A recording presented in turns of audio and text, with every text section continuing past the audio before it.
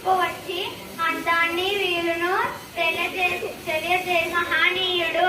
ఆంధ్రదేశంలో వ్యవహారిక భాషోద్యమానికి మూల పురుషుడు. బహుభాషా శాస్త్రవేత్త, చరిత్రకారుడు, సంఘ సంస్కర్త, హేతువాది. శిష్టజన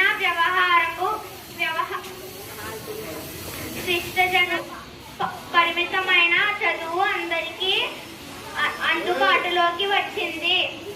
గిడుగు రామ్మూర్తి జయంతి ఆగస్టు 29న తెలుగు భాషా దినోత్సవంగా జరుపుకుంటున్నాము. ధన్యవాదములందరికీ.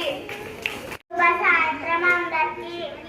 ముందుగా నేను చెప్పాల్సింది తెలుగు భాషా దినోత్సవం శుభాకాంక్షలు. నా పేరు సమన్వి. నేను 3వ తరగతి చదువుతున్నాను. నేను ఈరోజు చెప్పబోతుంది ప్రపంచ బాంధవులు గేయం. అది రాసిన వారు డాక్టర్ మలయశ్రీ.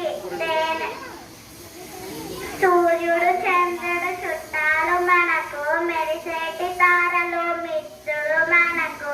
నేల మన తల్లి, నీరు మన ప్రాణం, గాలి మన ఊపిరి, నిప్పు మన వేడి. నేల, నీరు, నిప్పు, గాలి, ఆకాశం పంచభూతాలు ప్రపంచ బాంధవులు. చెట్టు చేమలు తోబుట్టువులు మనకు అన్న వస్త్రములిచ్చు, ఆనందనిచ్చు. జంతువులు, పక్షులు